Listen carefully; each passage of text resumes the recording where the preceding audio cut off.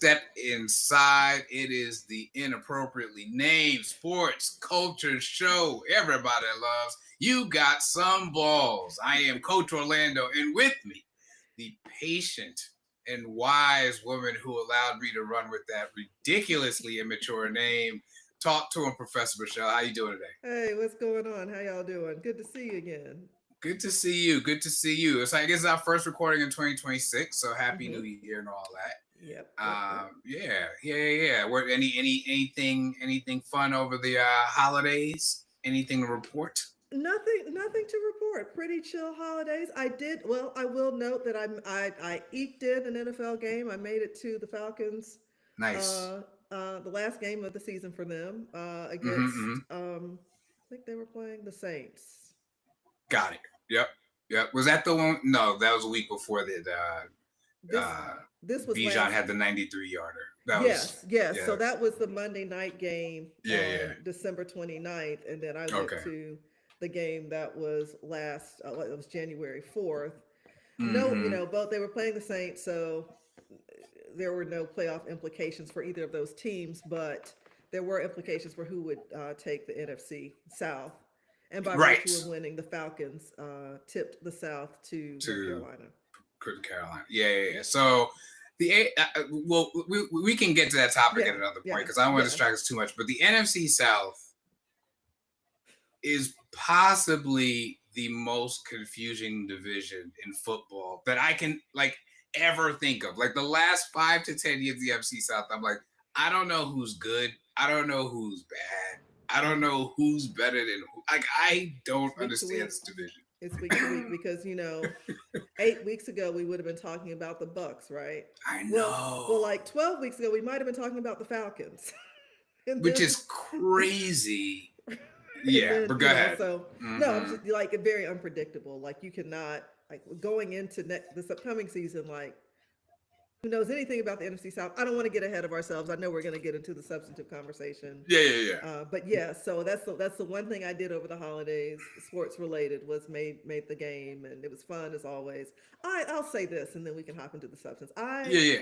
enjoy for the NFC to be so confounding, and for the Falcons specifically to be so confounding. I love the game day experience of a Falcons game. Like the A culture just comes out. Like it's Oh, so much really? fun. Yeah. Like in And terms so of like what the crowd is doing, or the music, crowd or all of vibe, the it, or music, the whole fan experience is so mm-hmm. like ATL coded Nice. that it's just a fun time. Mm-hmm. And so you like if the balance on the field like got in alignment with the vibes, we'd have a Right. party, right? Yeah. So No. Yeah. I thought they'd be better this year. I'm gonna leave it at that. I guess I'm not really gonna leave it at that because Raheem Morris. I don't know yeah. if you got to say goodbye, but if you didn't, you missed it because the brother was relieved of his duties, and as much as I love to back a black man up, I was like, well, yeah, I think I see it. I'm not saying I Yeah, wanted to yeah, see him go, but I was yeah. like, this is not an injustice. No, But yeah, no, what's but your that's take? no. I agree completely. Like someone had to. Well, his game management, Yeah, like yeah. he left with a pocket full of timeouts unused. Like he's hopefully like he'll get to use them next next lifetime, like Erica Badu. I don't know, but he's got them. If you need some spare timeouts, he's kept He's got three, him. That's three hilarious. from a lot of games. So That's crazy. That's so crazy. um so yeah, it was somewhere, but well, I'm not upset about and not surprised by his firing any more than Marvin Lewis, after having so many Right. years with the, like, you can't be mad, like. I mean, yeah. It was And sort I of like, kind of have well, a similar like yeah, Lewis got fought like much longer rope, right? But yeah. I That's crazy. mean, Raheem has had enough time and enough talent, Yeah. with the exception of the QB part, like to make something happen.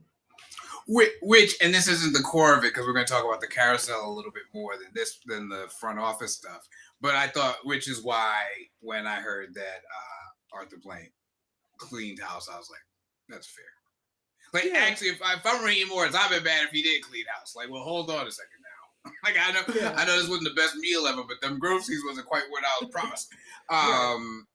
Yeah, I thought that was, they spent a lot of money and capital at the quarterback position to have that position still be a question mark. A big question mark. And had Lamar Jackson looking them in the face a couple of years ago. And Mr. Blank said, "We're not interested." Okay. See, this is why, one, this show needed to happen because this is what we both naturally do. Two, though, I'm like, I kind of feel like this is entrapment because I'm gonna want to talk about that. No, I know, but we can back off. We can, but it's the irony of it is just no, you absolutely. you had more than a viable, serviceable quarterback. Yes, Available. I mean, serviceable that's a very reserved description. Right, yes, right. So, but the part of why I reacted the way I did was at the time. I felt, I still feel, I can't prove, and who cares what I think, but I'm just saying it had to be a conspiracy. Like, I'm not saying that there was a league phone call, right? I'm not saying that anybody passed a resolution, but I'm like, how in the NFL does a quarterback of that stature go on the market and don't nobody even want to say hi? Yeah, and I think if I'm not mistaken, and feel free to fact check. Sure. That was like the possibility of that being collusion was arbitrated, and the arbitrator came all but said it was collusion. Oh, but really? Wouldn't just I remember that. Like, wouldn't just call a thing a thing, right? Right. It's just like there are too many owners and teams who kind of within a matter of days of each other made it clear that they didn't want an MVP.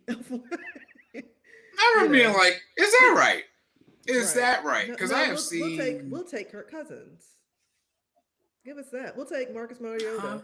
We'll take Huh? fill in blank. We'll take Kirk Cousins, and then the following spring draft Penix. Yeah, and I thought he was more the truth than he has shown so far. I don't want to write him off because I think people write off some of these players a little too quickly. A little too quickly. I agree. But I definitely have seen some play from him that made me go, "Huh? Okay. Well, I hope he went to some of them classes, bro." You probably have seen more of him play than I have. I've always been more concerned about his availability and kind of this eggshell, it was that too, the eggshell thing. Yeah, That, he stayed hurt. There's no question. He stays hurt. I'm not Anthony Davis type levels of unavailability, but unavailable nonetheless. So.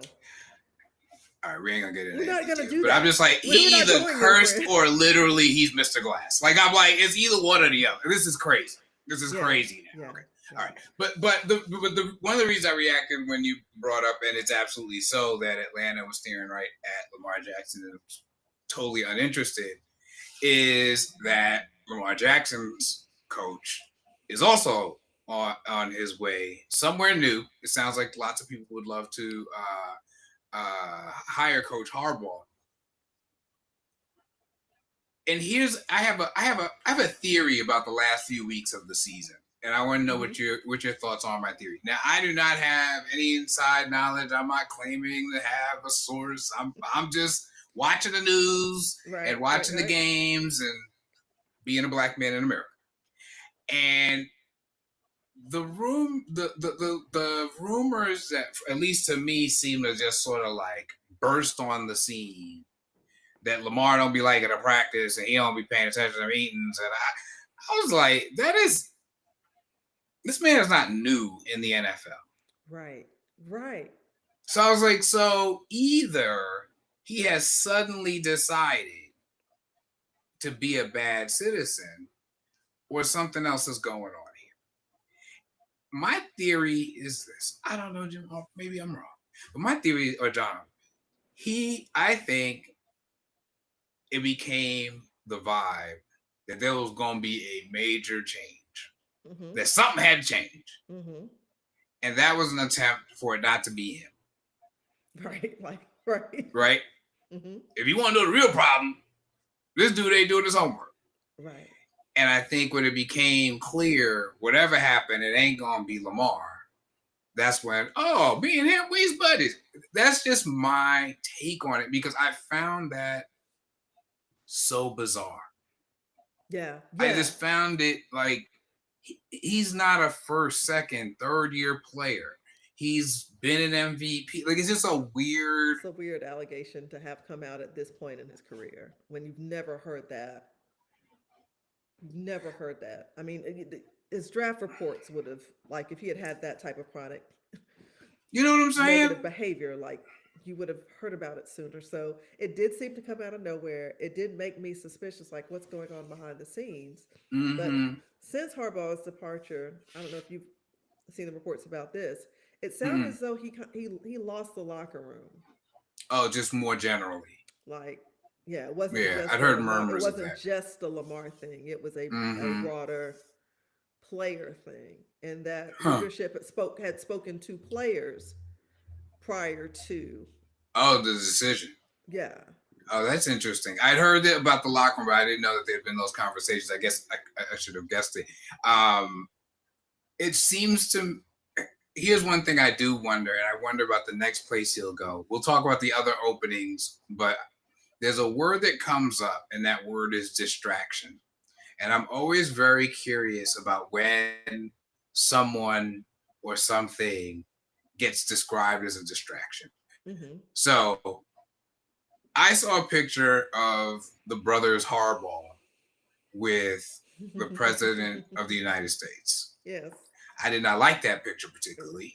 I was going to leave it at that. Did not love it.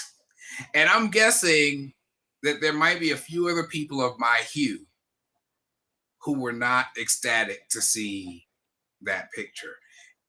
I'm wondering how come no one is saying that this coach walking into a new locker room, MAGA, is a distraction. Yeah. I mean, if you see what I'm saying, like, why is it a distraction? And I'll use the sort of classic example for us right now, but there have been other examples. Why is it a distraction when Colin Kaepernick says, this is what I believe? But Bosa throws all his hat in the post-game interview. That was a distraction. I haven't even heard anybody suggest that there might be any feelings about it here being a distraction. It's funny to me when the politics out and when it's a distraction. I don't understand why this isn't a distraction. I would be distracted if I was on that team. Yeah. Yeah.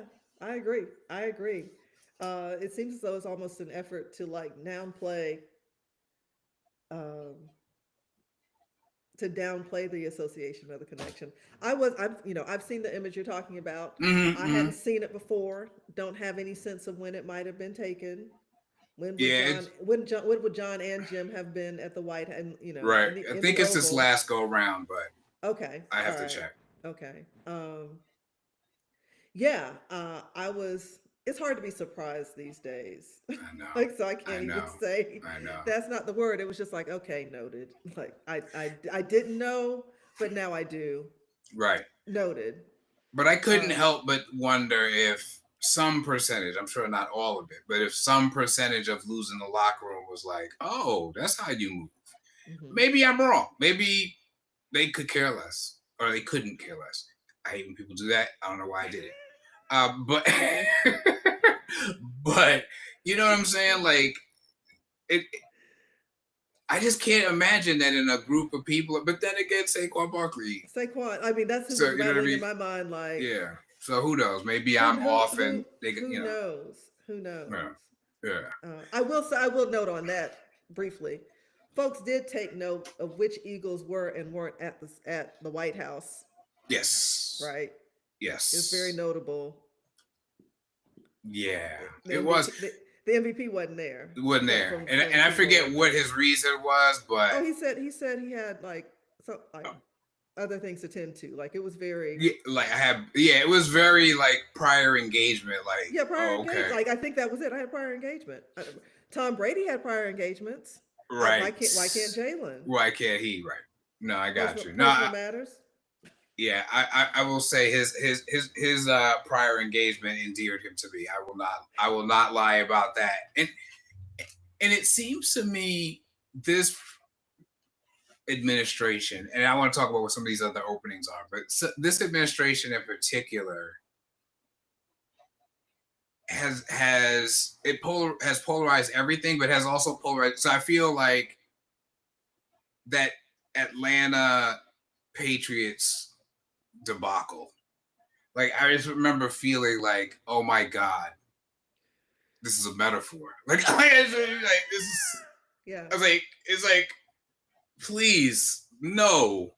And then kind of other side of it, to know that last year the Chiefs had the commander in chief there rooting and took it on the chin and whatever. So it seems like more than any other president I can really remember,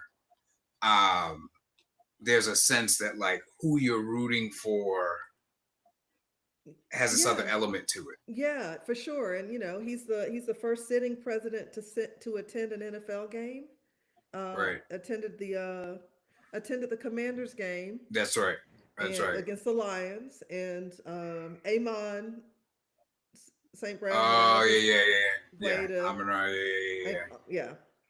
Went out of his way to and kind of got the business. Like he was folks. Yeah, folks were displeased. Folks were displeased. So I think you're right that this administration's presence in the sports space has not only been the polarization can't be argued, but it's forced this kind of identity politics even more onto the sport than it already has. Yeah, that's the phrasing I was looking for. The identity politics of it. It's end racism in the end zone, but take it out because the president coming to the Super Bowl. But what I mean, it's like a level of involvement that I don't feel like we've ever seen, as you point out, to have him having attended multiple games. All right, so the other openings we talked about Baltimore, Miami, McDaniel's out, which I was like, you can't be mad. No, you can't. You can't be mad. Right. I mean, just come on, bro. Yeah. Easy with the bro. Easy, slow down. Let's not. Yo. All right, let's go ahead. Listen, you in a mood today. You just starting stuff. Just starting stuff. Let's talk about it. Let's talk about it. It's so interesting to me. I mean, and this was an observation when he was in the hiring process and interviewing process for the job a couple of years ago. Part of the research I did in graduate school and continue to kind of be interested in is this underrepresentation of coaches of color, specifically Black coaches in the NFL. So, and obviously how that ties into the Rooney Rule and its efforts to at least make sure that coaches who should have been getting interviews were getting the interviews that they hadn't historically gotten. Right. And what never occurred to me until Mike McDaniel's candidacy for a head coaching job was whether the candidate of color really regarded themselves as candidates of color. Does he see himself as a Rooney? Does he see himself as a Rooney candidate? Right. I'm sure for the cynic in me says that for the NFL's purposes and team's purposes, of course he's a Rooney. Oh yeah. Oh yeah. But if the candidate themselves does not identify as a Rooney candidate, so to speak, and there's a whole conversation about whether the Rooney Rule is dead. We can have that some other time. But let's say it exists. Right. If the candidate doesn't regard themselves as Rooney, then are they a Rooney candidate? I'm not. It's funny. I hadn't heard it phrased that way, and I think that's a very specific framing because we're not just talking. There's a broader conversation that people have had forever of, am I a writer? Am I a Black writer? Am I, am I this? Am I a filmmaker? Am I a Black filmmaker? Whatever, and all the versions of what Black people call themselves back. But the Rooney piece is particularly interesting in that there really are rules around it. Like, it's not truly just a personal choice. Like, if you are a Rooney coaching candidate, that means that the team can interview you and they're all set. And if you're not, that means they're not. And if you don't identify that way, is that potentially not only a degradation, but a weaponization opportunity where I can check my box and not even bother to sit down and have a conversation with a single coach who considers themselves Black? Yeah, and I say that because my sense is based on some of the interviews I've read involving McDaniels, like he has a very nuanced response when you ask him about his racial identity. Right. It's not along the lines of what we have historically heard from Patrick Mahomes, right? Like same circumstance, black father, white mother, I think, Got it. right? But Patrick Mahomes, at least as of last time I heard him address, like identified as a black man. Yeah. Let's talk about that another day. Yeah, I was gonna say No, we're not doing that. Talk about complex. But go ahead. But he does identify. No, yeah, for sure. Right? I'm messing around for sure. Yeah, I'm not sure that McDaniels identifies himself in that way, and if he doesn't, then how do we treat him in that? How do we how should he be appropriately identified in that context? Yeah, I'm not sure I have an answer I even find satisfactory. You know what I mean? Yeah, because there's part of me who says, I am not going to play the we gonna go individually around and ask what everybody is game, because we live in a cultural and political context, and you know we ain't Rachel Dolezal up in here today, right? Yeah.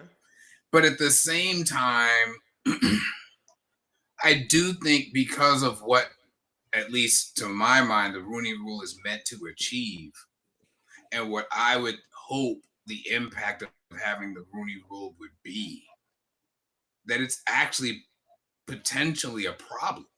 Like, it shouldn't be this way, but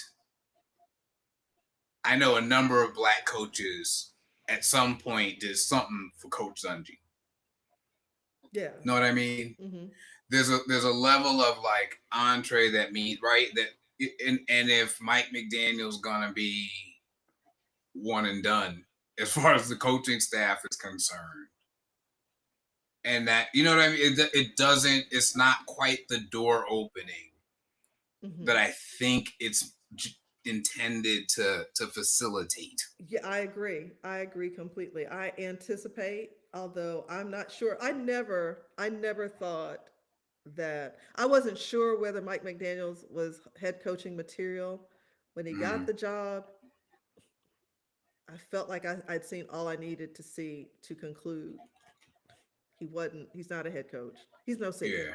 He's no C. I think he's a great OC. I think so too.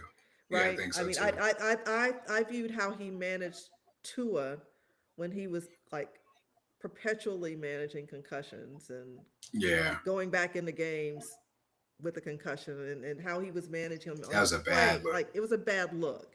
It was a bad look. So, but all that having been said, although I don't think he's a head coach, do I think he'll be coaching as a head coach for another team come August or September? Yes. Well, he's got 2 interviews already, right? Doesn't he have Atlanta and Cleveland? Right. And probably some more. I mean, which I will say this: interviewing with the Titans. I mean, that's interesting, right? I mean, I could see them reaching out to him too. So actually, that gives us an excuse. So the last teams are the total list so far: Baltimore, Miami, Atlanta, Arizona, Las Vegas, the Giants, and the Titans. Yeah. yeah, I could see him getting a call on at least 3 or 4 of those easily. Yeah, I mean, especially where there's like where you have like a cadre of offensive talent that's just not being exploited. Yes. Like So and yeah, a number of those teams that have vacancies fit that bill. I mean, yeah, I could see the Giants, I guess theoretically, although Yeah, I mean, I parted ways with them over a Rudy Rule issue. So right. we This is shall true. see what happens there. But go We ahead. shall Yeah, see. sorry. Yeah, I mean, and I don't know that I want to see it because I'm not sure he's so ATL, but Right. Right. Atlanta fits that description like offensive weapons, but needs the I'm right guidance, right? I'm not gonna lie to you. As somebody who has Bijan Robinson on a dynasty fantasy team, I was like, "Let's go, A-Town, let's go, let's Yeah. go now." Because the idea of him having a weapon like Bijan Robinson is insane. But you But don't have I a agree with quarterback. you that that's not what he's. It's not what he's built. It seems like that's not. I shouldn't say it's not what he's built for. I didn't see anything from him that made me think that's what he's built for. He seems like he's got some really creative ideas in terms of actual execution of plays and design of plays. Right. And offensive philosophy. And I kind of feel like that's his ceiling, yeah. And that's fine for it to be a ceiling. Like that's what I was gonna say. Like, there's only how many people in the world who are good at that job. I mean, it's still very impressive. But yeah, I personally I would not be looking to hire him for my organization. Is it so? Las Vegas was a catastrophe. I haven't heard what they get ready to do. Arguably, just quickly running through, well, it and the Cardinals are kind of the least, if you want to categorize like desirability of position. Yeah. Like, because what are you going to? Like, who do you have on either side? What are you going to? I mean, you've got Bowers and Genty in Las Vegas, but I mean, but but yeah, sure, but Gino's the starter. Is Gino even if you get a great draft pick, you got no line. I see that being sort of as they filter through. Several of these other jobs will be gone. Yeah. Before somebody lands there. And Titans interesting just because they have the potential of Cam, right? Like, right.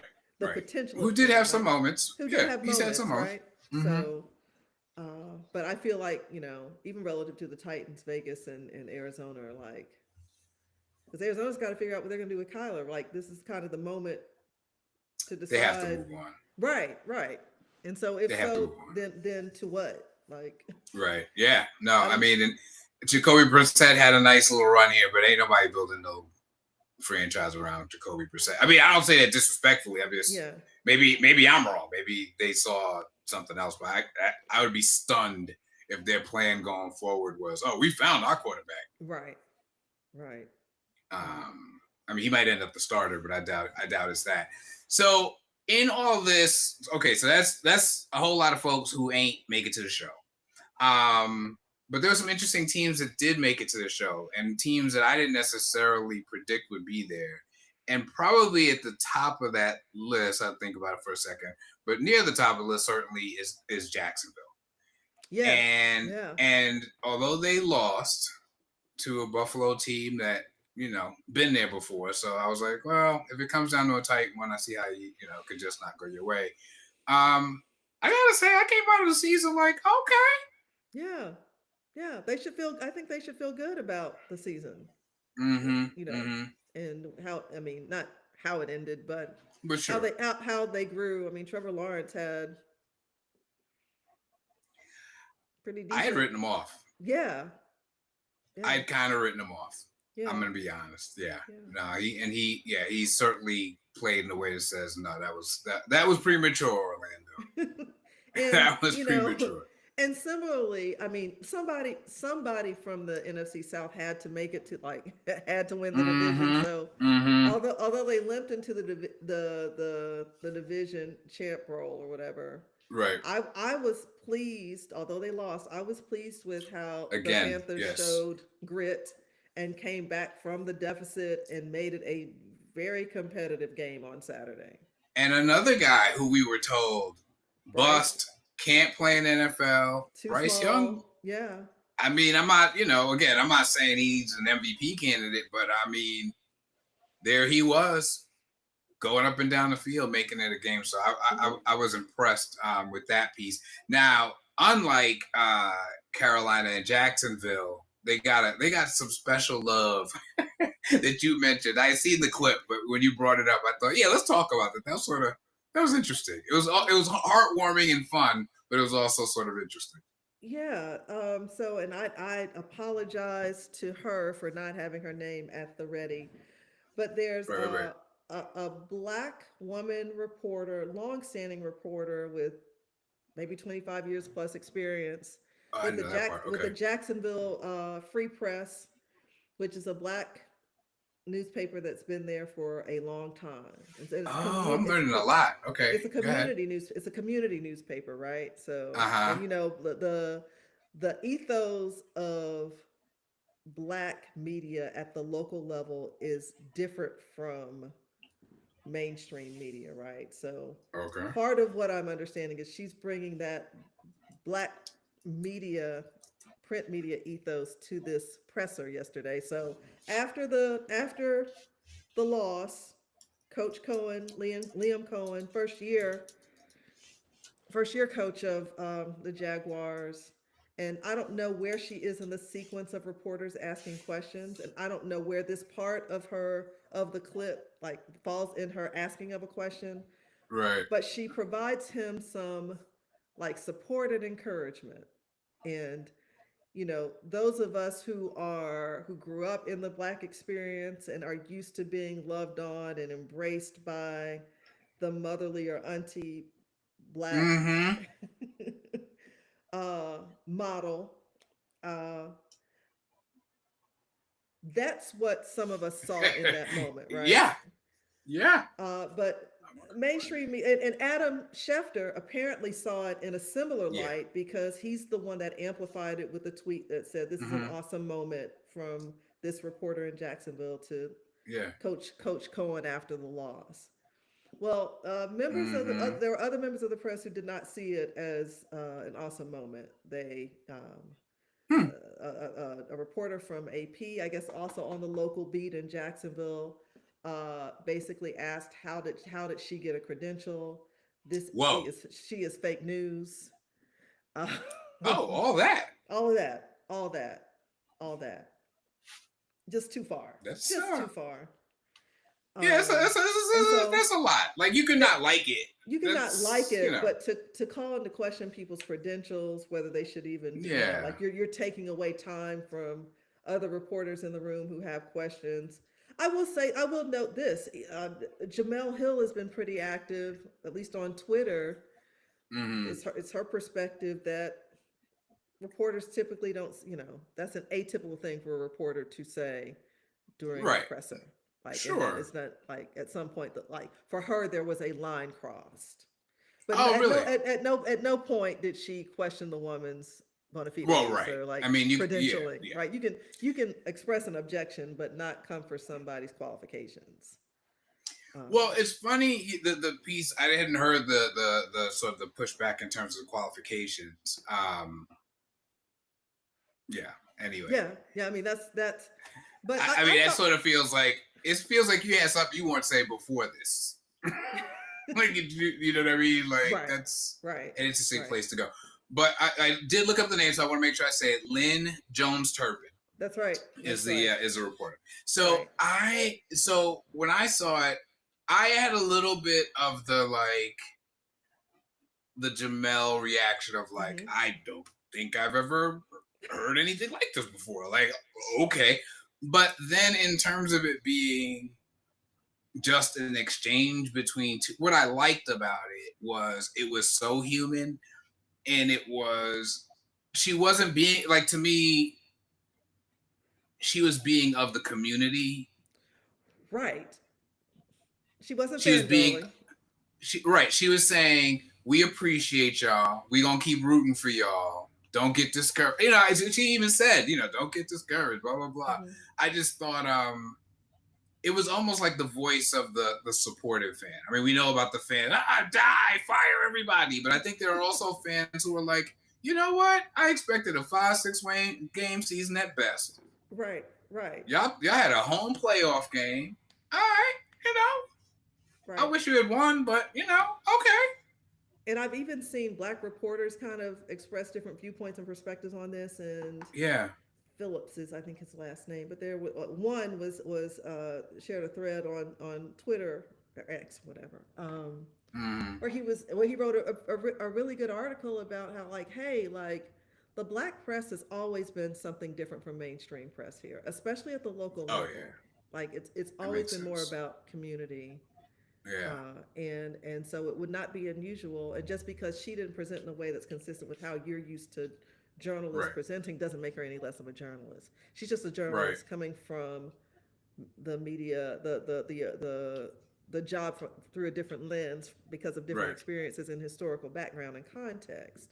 Now, what I thought was this has been a rabbit hole for me today in Mm. this whole Twitter thread that I saw, several of them. Somebody Mm-hmm. mentioned, well, what was also dope about it was like how he lost his mother. And so I was like, Oh. okay. So like part of her Is messaging, that like that's somewhat recent or like not no? recent, but Oh, okay. Okay. so apparently Coach Cohen's mother contracted Lyme's disease Oh, uh, dang. decades ago. And Yikes. in the early 2000s, like, it had been dormant, like, it had been treated well and it seems to have been Mm. managed well for years. But in like 2004, like, it just kind of took over, and Uh, her quality of life deteriorated rapidly. dang. And I should offer, gonna mention, for those who are sensitive to it, we're gonna talk about somebody unaliving themselves. Okay. She Yeah. took her life as a result of not being able to deal That with being. managing. Yeah. And so he lost his mother traumatically Oof. 21 years ago. So, Mm. and so a part of me, like, having that as background, and suspecting that Mm-hmm. the reporter likely has because she's so Knows that experienced. story. This story was in the Athletic / New York Times, so it was not a local. Yeah, It was she it was knows a that national, story. but she knows the story. And I thought about, unrelated to sports, I thought about that image of Marion Robinson, Michelle Obama's mother, Oh, right. on the couch with Obama, President-elect Obama, the night he was elected in 2008. And it's the image of her, like, they're sitting on the Mm-hmm. couch, just the two of them, and she Yeah. grabs his hand. She has his hand. She's holding his hand. Mm-hmm. And I think Michelle asked her, what made you grab his hand in that moment? She said, well, he had just been elected to the highest office of the land, Mm-hmm. and he didn't have his mother, Mm-hmm. and his grandmother had just died, right? And so she Yeah. said, I That's felt deep. like in that moment, he needed a mother figure. And Yeah. so when I learned about that with regard to Cohen, Hmm. it would not surprise me if that Yeah. reporter had an instinct similar to that of Mary. Like, amongst the many Yeah. drivers for her saying it was this Right. moment of he needs to hear from someone older than him, Right. a mother figure. He needs to hear some encouraging words from somebody in that space. Now, folks will argue whether the professional space is like the right or appropriate space for that, but It's another way though that we get culturally policed. And I yes, mean, what I mean by that is, okay, for example, right? How many press conferences? I'll just pick him because he's not really around like that anymore, and certainly in terms of the NFL. So Bill Belichick's in some press conference, and he makes some sarcastic joke at whatever question, and then you hear a good, hearty room of white men sound and laugh.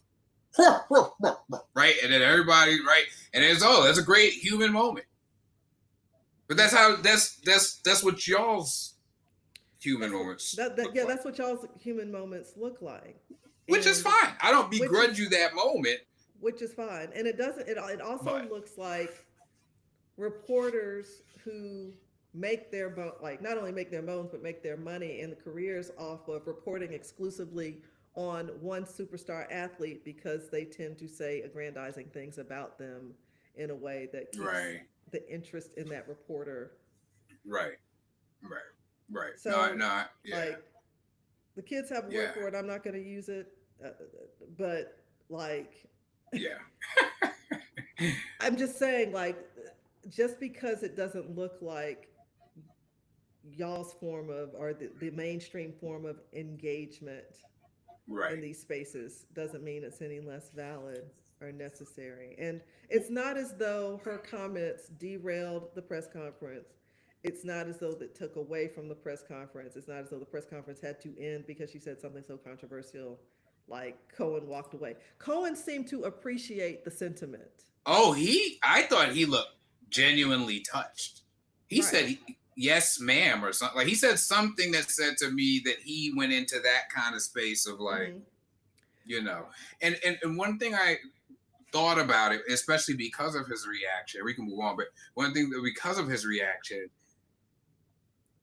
was that he felt what she was offering. Mm-hmm. Like, whatever the rest of us thought about it, and then maybe we ultimately say, you know what, let's keep that out of the press conference room. You know, all right, fine. But I think whether or not that's true, he felt it. And I'll say that speech is one I've gotten versions of in my life for Mm-hmm. one reason or another. And it comes almost always, that energy comes after a loss. And what I appreciated about it is so much of the sports landscape at this point, or one of the things I appreciated is so much of the sports landscape is, if you win, I love you. And if you lose, you suck and I hate you. It's, you can't go out to dinner if you're an athlete without somebody telling you you messed up their parlay. Right. Right. So To have ridiculous. somebody be like, you gave your all and I appreciate it. I was like, this is like revolutionary behavior right now. Like, Yeah. Yeah. and, Yeah. and that was part of what I enjoyed. So even though I had the initial like, ooh, this is odd, just because it was odd didn't mean I thought it was bad. It did raise one question. I'm curious where you go with this, and we'll move on to the next topic, which is, and it came from, all right, I have to back up a little bit. So, in terms of Wicked and all the press around it, I saw some stuff about Cynthia Erivo and Ariana Grande and how protective or attentive, or some people were, all sorts of theories on it. But one of the things I saw said was that when Cynthia Erivo ran over, some guy jumped out of the crowd that she was giving mammy energy. And it was coming from a black woman. So I kind of felt like I'm only gonna come in here but so far. Like, you gotta recognize okay. So I was like, I'm not gonna fully insert myself in the part that's black women's business, but I did say I think it's a really hard position for Cynthia to be in, because anything she does to protect or not protect exists in the socio-political context where mammy was a thing or is a thing, right? So, like, I don't know if the dude had jumped out and jumped at her, if Ariana Grande would have done anything. I have no way of knowing that for sure. But it didn't matter because it happened this way and it looked like that. And I just thought that was an interesting dynamic. So I wondered if any of the reaction to this would be, oh my God, like we can't go 2 feet without praising some white man, or but I don't know. Anyway, I thought that might end up on the table. And we have to ask ourselves why mammy was necessary to begin with, right? And so, like, going back to the Cynthia scenario, we're not having this conversation if any of the men who were around. Oh, yeah. My people aren't doing great, as in men. We're not doing great right now. We're not doing great. Like, yeah. No, but you're right. It took her urgency to signal to security, like, oh, like, whoa. Yeah. No, that's yeah. Reshifting it so it's like, why is a mammy necessary in the first place? If we're going to call her a mammy, let's just go ahead. Let's Like why was the role, why was the function, get away from the person part, like why was the function necessary? Because somebody else wasn't handling up on what they were supposed to be handling up on. In all instances, whether you're talking about child rearing, the help, Mm, like yeah. No, providing yeah. the, I mean, you're and yeah. we can No, go, you're killing it. we can reference, you know, the source material, Gone with Yeah. the Wind, like The why. vacuum. Mm-hmm. So yeah, anybody who wants to kind of frame it as though like it's black women doing that thing we do to endear ourselves to. Yeah. I just. I just don't, I'm not feeling it in this context. I'm not saying there aren't occasions where that happens, Sure. but this Sure. does not feel like that for And me. that was my reaction. So I didn't want to act like, sometimes you bring up something racial, that somebody comes in or says something like, "Oh, it's post-racial." Like, okay, now you done took us way off the whole conversation. Like, just no.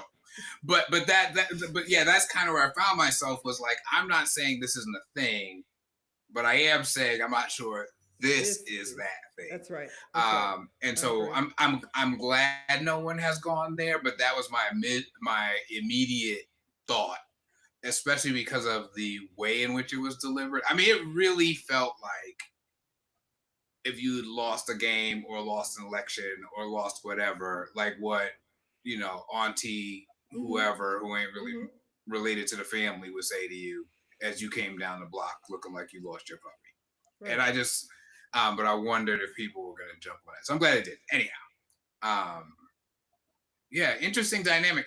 Also interesting dynamic because how often do you have a black woman in a position to be asking those types of questions? Maybe if there were more black women Maybe if there were around, more around, you'd be more exposed to it and therefore used different to it. ways. Yeah. Yeah, Mm-hmm. different ways that people, Mm-hmm. communicate. But anyway, Mm-hmm. we will move forward. So I did want to talk a little bit about, I'm not sure if there's a ton of new information, but the WNBA, they've been negotiating this new deal. Yep.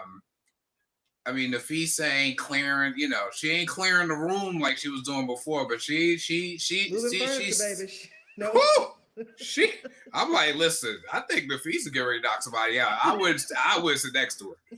But yeah, what do you have new on that? And I had some thoughts as we're sort of figuring out where this is going. Yeah, so the deadline for contract negotiations passed this past Friday, January 9th. And so we're in this, we're not, nobody's at the point of talking about a strike or lockout. And in Right. fact, uh, and I should caveat with this. My primary emphasis as an attorney was employment law. I did some labor law stuff, but the bulk of my experience was on the employment law side of the house. So I didn't deal as much with, dealt with some union and collective bargaining stuff, but in Got arbitration it. stuff. But what I do think I have an understanding around in this labor situation is that although the deadline passed, that doesn't mean that we're on the verge of a strike or a lockout.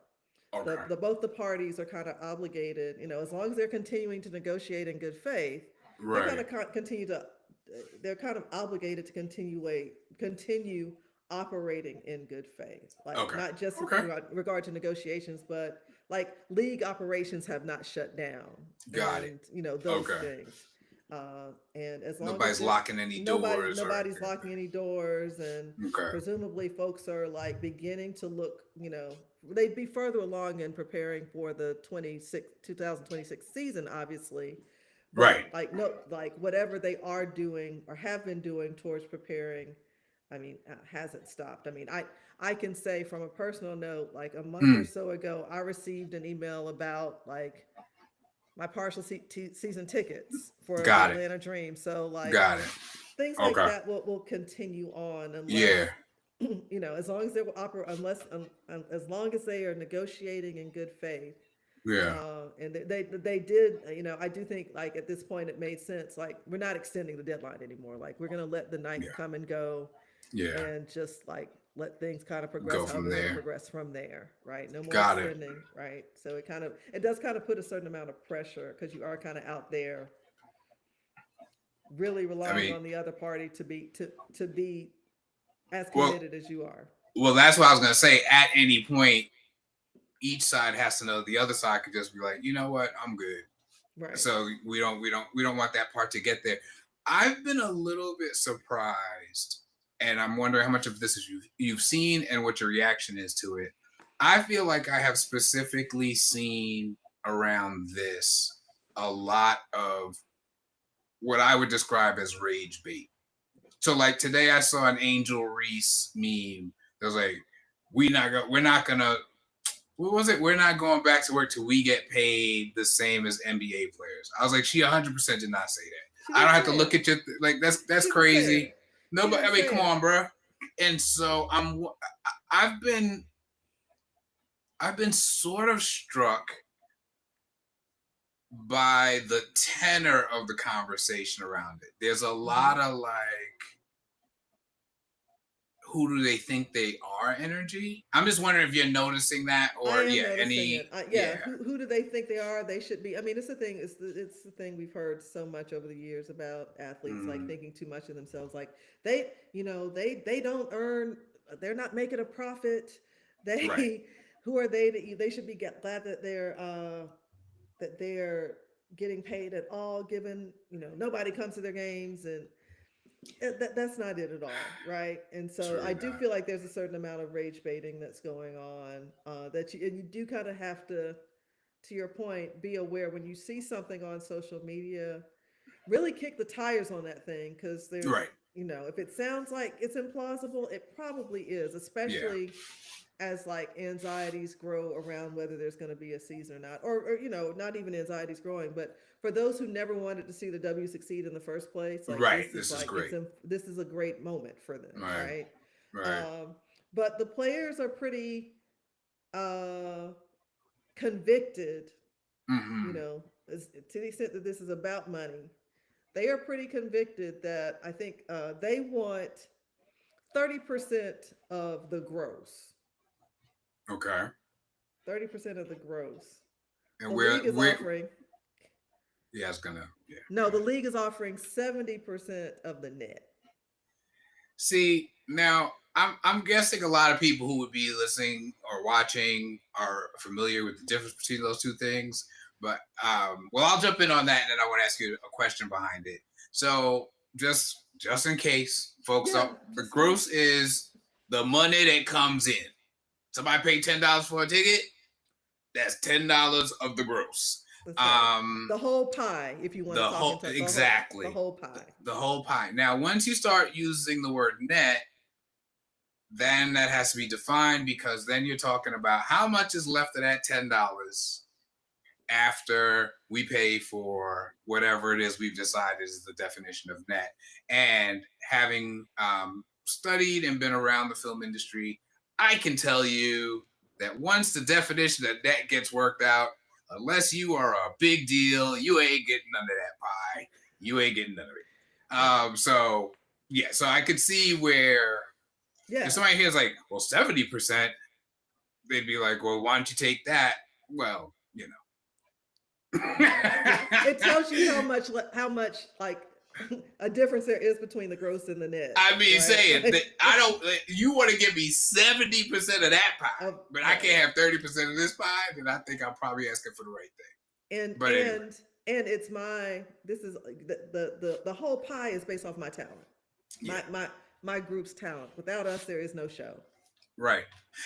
And more than that, and this is why I haven't fully articulated this yet, like discussing it, but I get bothered when people are like, oh, people don't watch women's sports. I'm like, okay, fair. Also, we had the prohibition of women playing sports for how long? Then we had no funding until Title IX. We've had the societal pressures that go along with that all along the way to just go, okay, public, are you as excited about women's sports? I'm like, come on, man. Like, yeah, there's a reason in track that we start with a staggered because we understand that if you're in the outside lane, that would not be the same distance. And I'm always blown away by people who act like they don't understand why there needs to be a staggered start. Right. Yeah. Know what I mean? No, I get it. Yeah. No, I agree. So I'm not sure that the number's 30%, and probably the union isn't sure the number is exactly 30%. But I am bothered by the that, and we've talked about versions of this before, but that tone is this tone of like, you should be happy. Just you get anything. You're getting anything. Nobody watches your product, which is wholly untrue. I think it's not true. What I'm trying to think and I'm horrible at this these days, but I think I can say with some confidence, although I can't remember specific verbiage, more folks are watching the WNBA than are watching NHL. Like, is that true? I feel like I'm not shocked by that because, and I don't say this to insult hockey because actually I've learned some more about hockey. I actually went a couple times. I had fun, whatever. Okay. Hockey's a lot more niche, I think, than you would guess by the amount of coverage it gets. Like the people who truly keep up with hockey, like are true hockey fans. I forget, I don't know numbers, but I remember at some point being like, it's almost like a holdover from what the biggest sports used to be, it feels like. Mm-hmm. But at any rate, you were going to say something else. Yeah, I'm looking to find this. I think I shared something on social media about like the viewership of WNBA games versus NHL. And I want to be, I don't want to offer broad generalizations about this. I want to try to be as specific as possible as I can. So if you could just give me a second. Yeah, we got this. Got a little time. Yeah. Well, I'll say this as you look and do. Go ahead. I mean, I think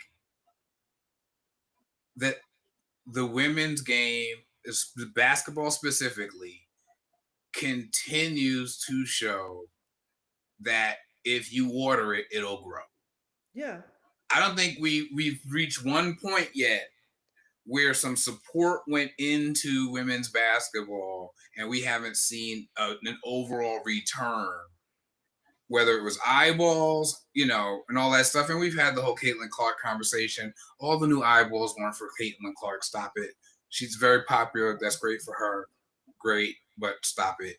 I think I saw Bam in Asia courtside, just being their adorable 9-foot tall selves. I was like, come on, y'all. What's going on here? But no, they're great. And Asia gave this, gift basketball away to a young lady who was in the crowd at a Heat game with her jersey on. Yeah. Listen, I guess this gray beard is really, I've earned it because I'm like, ain't no way when I was a kid that just randomly you would see really any representation of a woman athlete like that I can think of. Right. Not to say like, oh, the Olympics, or you might watch this or that, I'm not saying there were no women athletes, but I'm saying like to where in a random arena, not in her city where she plays, she just looked up and saw her jersey. Mm-hmm. Yeah, I mean, so that speaks volumes as far as how much the league has grown. Here it is. This is the sources together XR. In 2025, WNBA's average viewership was 960,000, and that's an upward trajectory for that. The 24-25 NHL average viewership 440,000, and that's a downward trend for it. 2025 WNBA base salary $102,249. The same for NHL for the year the 24-25 season, $3,817,293. And I do, this part goes beyond sports for sure, because there's a tone in those comments that drives me crazy. And it's very like, it's called business. And I'm like, you know what? That's a lie, first of all. And second of all, like, numbers are a real thing. Like, we could go look at what you just said and go, well, hold on a second. If we're saying it's just a business, this is business, then this needs to get rectified. No? Right, right. Yeah. And the number that's off isn't the 102, 102,000. It's the 300.8. Like the thing that got watered and nourished. How old is the NHL? 80-year bird, Exactly. right? Exactly. And even the male leagues that got nourished, or that are getting nourished, haven't always been nourished. You can look at Right. the NBA, right? The NBA Oh, is yeah. the NBA is not profitable until, and we've talked about this before on this very Yeah. podcast, like Yeah. not until it took Bird Yep. and Magic, Yep. and then right on the heels of that, here comes the greatest of all time. Mm-hmm. But it took that plus David Stern, whose last name was like, yes, that's who I like, who came Right. in and cleaned up the league. But so it took strong leadership, and it took like otherworldly personality, like otherworldly talents on the court, who also had personality and were Right. marketable. Like, Right. and we are innocent. Like, I think the WNBA has, like, obviously we're like, where folks know the players, they're much more Mm-hmm. recognizable publicly, to your point about Asia and the fan at the Heat game. Mm-hmm. Now I'm like very player oriented here. Strong leadership is what the WNBA is lacking. Like, where's the David Stern? They got it. Yeah. Like, you have everything else is aligning, like growth, viewership, Right. media deals, all these things, but Right. it's like, where's the leadership? So here's part of what I find, and Commissioner Kathy still being in that position. I thought for sure after that nuke landed she was out. So I'm impressed that she's still at the table. Good for you. Good for you. After Debo Fee, Woo! You got knocked out. All right. That's my bike, punk. That is my you know bike. what I'm saying? I was like, dang. But beyond that, I felt there were certainly some things like, the dress code stuff and whatever that I had an issue with David Stern. Oh, I'm not going to pretend that there weren't any issues. But I will also say I got the sense that the players got the sense that this dude going to get us paid.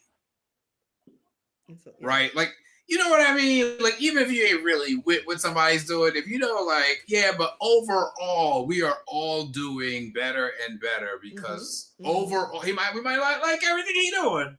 But overall, you know what I'm saying? Headed in the right direction. Our pockets are getting fatter, all those things. Exactly. And there's certain things, and for me, a couple specific ones that I saw that I was like, I would think that in the context of this contract, you could do something with this and make it work. And we'll wrap this up. But like the housing one, I was like, why are we tripping? Couldn't they just build their own? Like, I feel like, couldn't each WNBA team damn near buy a building? Like, I mean, I'm like, right. Why are we just like, really? Is that a sticking point? I don't know. There's something about it overall that feels like she's there to manage them as opposed to like grow the league, as in and grow. Yeah.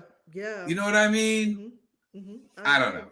Yeah, because that one in particular struck me, and then some of the childcare, and I'm not childcare is expensive. I'm sure these teams are like, oh, then there's the insurance, whatever. Like, I don't know all the details, but again, I'm just thinking if you're the Aces, there's money getting spent on stuff, and somehow we could hire somebody to watch these kids when these women are in practice. And I think that's part of the challenge for the WNBA too, is like there's such a disparity in the ethos of the owners. Like Mark Davis, like, he loves the Aces because he's bringing them rings that, no disrespect to Raiders fans, but it's going to be a while. If it's going to happen again, it's going to be a while. And so in the meantime, they had a one and done coach. I was like, ouch. Yeah. But anyway, go ahead. So Mark Davis is willing to pour into the Aces in a way that it doesn't appear that, like, right. I mean, it's like the Sky and their shabby facilities, like right. Yeah, that's not the right. That is absolutely not the vibe there. That's not the vibe there. And so you have a manager as a commissioner, and Mm-hmm. then you have owners with these teams are play toys to these owners. The only owner who takes the Mm. ownership as like his job is Jerry Jones. Like these, Oh, you right? mean yeah, Like right. he's like I bought a job. I'm going to He be did say that. I was like, oh, that explains a but lot. he's the only owner you Yeah, hear talking in those terms, right? yeah, So yeah. these are playthings for people, and probably in a lot of instances tax write off. So they're not really invested in really seeing Mm-hmm. the team succeed, like Yeah, and investing in that way. The water isn't there yeah. across the board. And even when it is to see the team succeed, it's not necessarily like we want everybody here to flourish. Like that's, because Yeah, strikes me that that's a lot of, I don't know, that's a vibe I'm getting in it. The word equity I've heard used in certain places, and to me, equity in an organization is doing everything we can to have everyone flourish as much as possible. that's right. You know what I mean? Yeah, And so to me, you're just not hitting that mark. And yes, they want money, and they should want. You know what I mean? Like yeah, they've worked their whole lives. They're here. They're the top of the heap. Give them their money. I'm not saying don't, but I felt at several points in this negotiation like you couldn't have gave them that. You couldn't have gave them that and made it feel like, all right, yo, we trying to make this thing work. I don't know. It just hasn't felt that way. All right. So we had an overtime topic, we did. and Yeah, that was gonna which one were we gonna do for overtime? college football, and Oh Lord, of course. All right, yeah, so we've got our championship. we do. So talk to me. What are your thoughts? What are your Well, thoughts? first of all, let me say with the weakest voice ever, roll tide. Uh, Oh, woo. ooh, Hugs. I texted you behind the house like, oh, yeah. Like a friend of mine is also an Alabama fan. Was like, we traveled to Pasadena to score 3 points. So it wasn't yeah, pretty. it was pretty rough. But Yeah, Indiana was a better team. right. We were out coached. We were out Yeah, disciplined. We were out bullied. So yeah, we should have. I mean, we earned that law L. Like we yeah. earned the L. Like I'm not even gonna. Yeah, it's not like if only, If if only only what? no. If only we had shown up. Like that's not Yeah, gonna like happen. it's Okay. it's not. So yeah, we have Indiana, and I know I'm hopping, skipping some Yeah, game outcomes, but we have of course. Indiana and Oregon playing next week. No. No, I was No, just about I'm to sorry. say. No. I'm losing my mind. We have Indiana and Miami Yeah, playing I was in like, wait. play. No. Yeah, I'm You're good. playing in Miami next There Monday. you go. Right. Um, and it,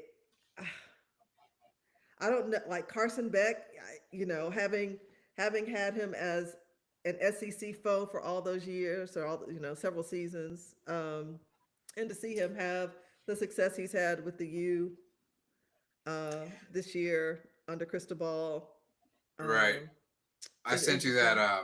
I, I sent you. I think I sent you the video of the woman who was like, "How come he never did this when he was playing for right, us?" yeah, I was yeah, dying. yeah, I yeah, was yeah, dying. I was yeah, like, and I hear you, sis. I but get it. but I but get I it. gotta say that as good as Miami, as has looked, like Indiana just looks unstoppable. I Yes. just like no 5 stars, no None. no fives. I didn't know that. That's I'm not. crazy. Yeah, I So think I heard no 5 stars. So like, here's what there are a couple things that I'm loving about the Indiana story. I've always had a sort of a aching. I know you're an Alabama fan, so don't take this personally. I'll try not to, But friend. I've had just a discomfort with it feeling like there's like, let's SEC call dominant. it 10 teams who's really running it. Everybody else might get a win here or there, But but at it the was end of the always sort of, day, you know what I'm saying. And so for me there was something really cool. Like as a coach, I would like my dream upon a dream would be to be able to go somewhere where there hasn't been that kind of winning and institute a system and institute a culture where you just handling the top teams in the like that's crazy. Yeah. So I'm really happy for him. And it was funny because somebody pointed out that he could have ended up with y'all, which I'm sure you've thought about once or twice. I mean, I have thought. I mean, I have thought about it some. I mean, but listen, what Alabama is never not going to do is rep itself wherever it can see fit to do so.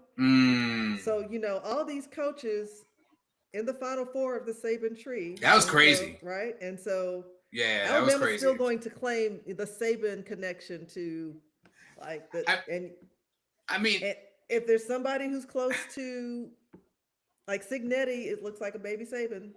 Yeah. No. Like, oh yeah. No. It like, seems like what he did is take his version of what he learned, and I mean, that seems like of course that's what happened. Saban plus, and this might be a segue into the what we were gonna. Yeah. Saban plus like the cheat code for recruiting vis-a-vis this new revenue sharing and the allowing of, I mean, basically we're allowing the boosters to play the student athletes at this point. We're framing it in NIL. But show me one ad or spot or like commercial that you've seen of any of these athletes. Like, I'm like, are we even going to pretend? Like, there's no pretense anymore. Yeah. There's no pretense. So no, it's wild. So what what prompted kind of what I'm about to say is saying, I think I posted it on social media, an image of Phil Knight, Nike founder. Yeah. Yep. And Oregon alum or just because but I think alum, but certainly has been a long time booster. Nike's relationship to Oregon, the state, is strong and powerful, right? Right. So Phil Knight, Oregon, and Mark Cuban, right, owner of still part owner, right? Yeah, had a majority stake, now has a minority stake. And that minority is that's my understanding. Of the Dallas Mavericks, yeah, and alum of Indiana.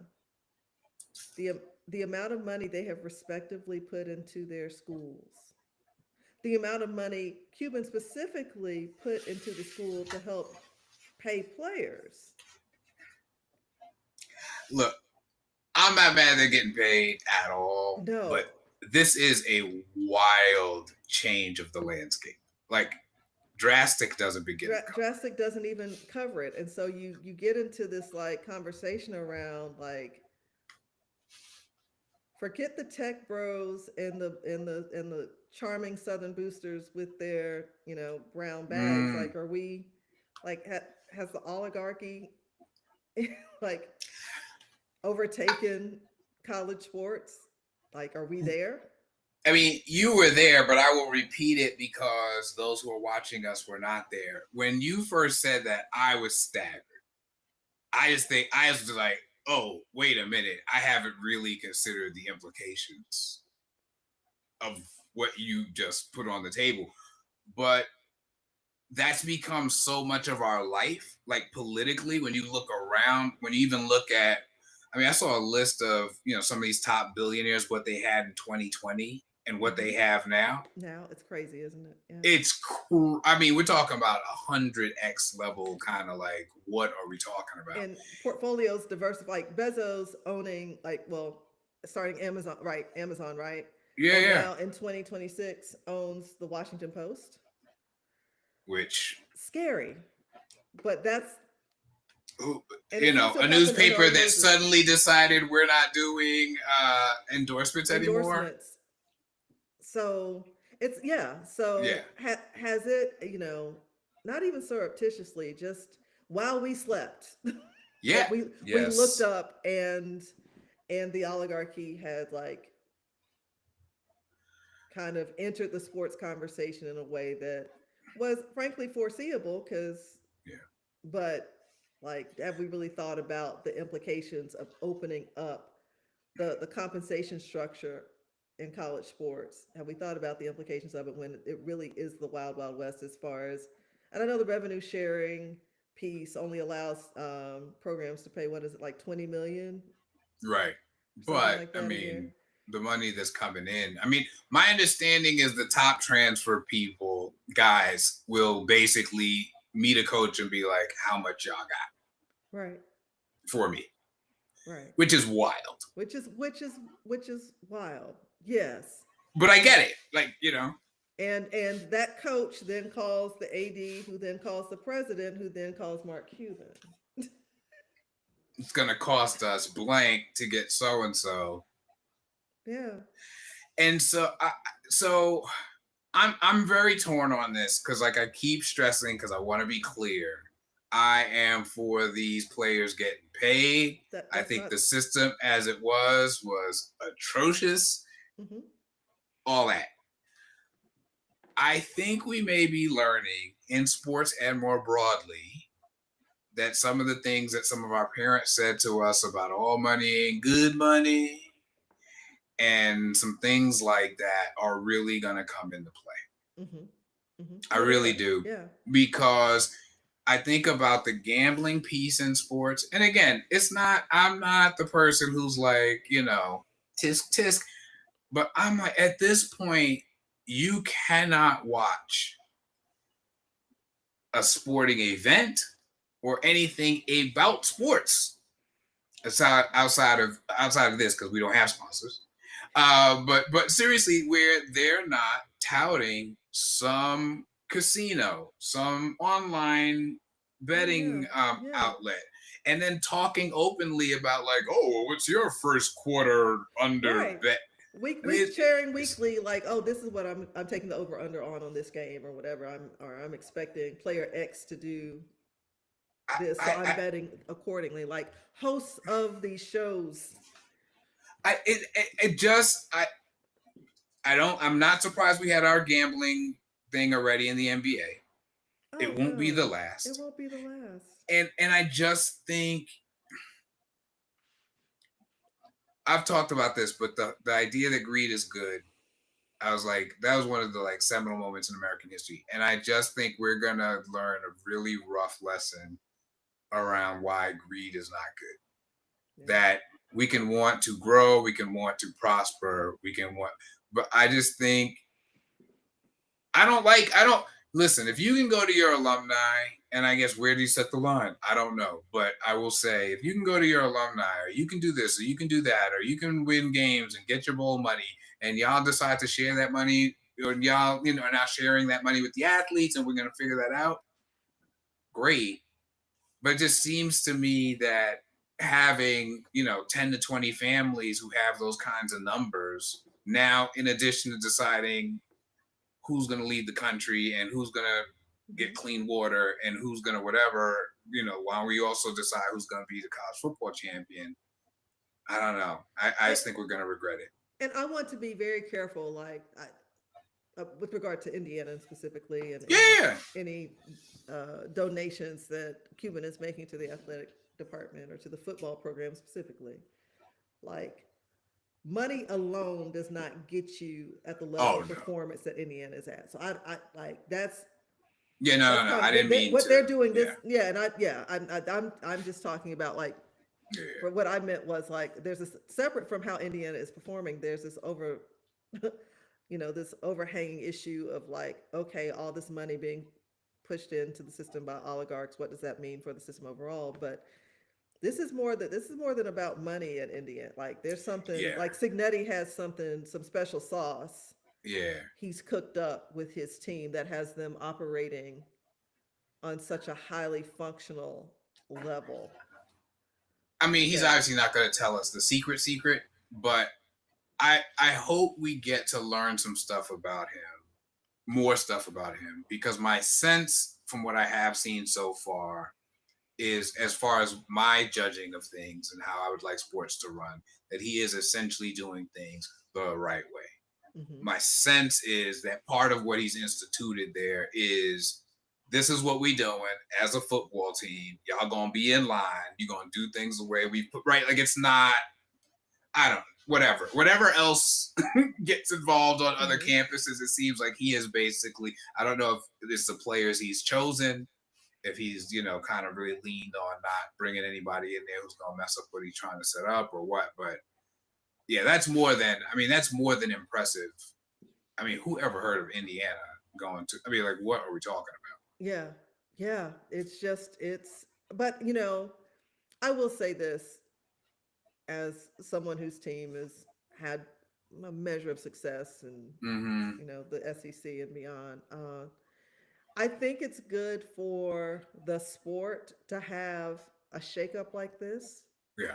I think it's good for the SEC to have this moment, like this identity crisis. Like it's got to force some conversations, I think, around, like, clearly Signetti has a model that's not all predicated on money just yet. Like there's cycles to it. Well, Right? sure. Right? Sure.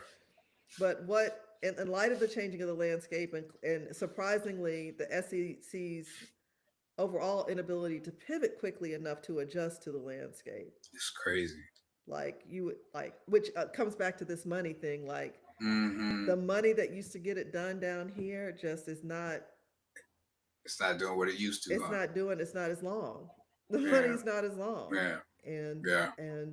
like, we talk about the types of donors that are supporting these SEC programs, like their money is short relative to the money that, I mean, you when we talk about Phil Knight and Mark and Cuban, Knight, and there that's are other examples. I mean, I Yeah. want But to sure, take sure. some time to dig into it to see what Yeah. other owners of multiple teams or major 500 Fortune 500 companies are alums of schools, Some of these top, some of these top programs, and like what their giving looks like. I'll bet you'll see a pattern.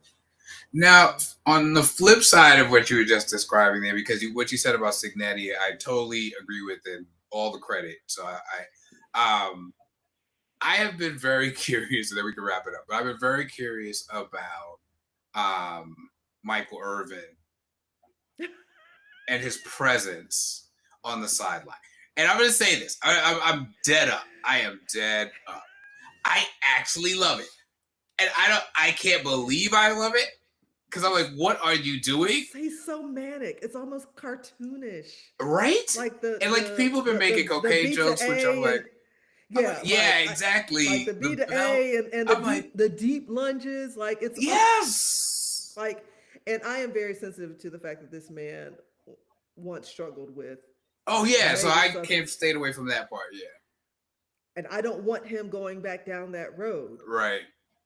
I do realize that with the jubilance. Right.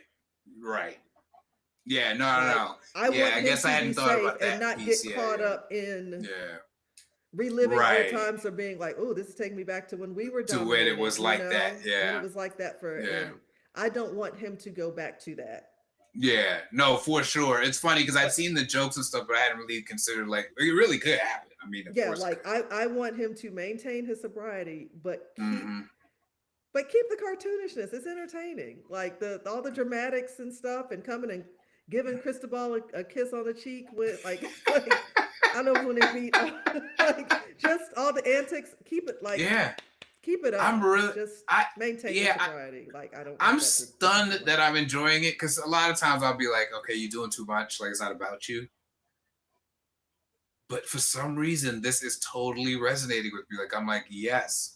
Maybe because he's so exuberant with the team too. Yeah. But yeah, I've been. So anyway, Michael Irvin, keep it up, stay safe. But yeah, I thought that was pretty fun too. With a wave of old school football coming through in these new times. For sure. It feels very throwbackish. Exactly. All right. Well, as always, it's a pleasure. As always, I've held you longer than I promised. It's all good.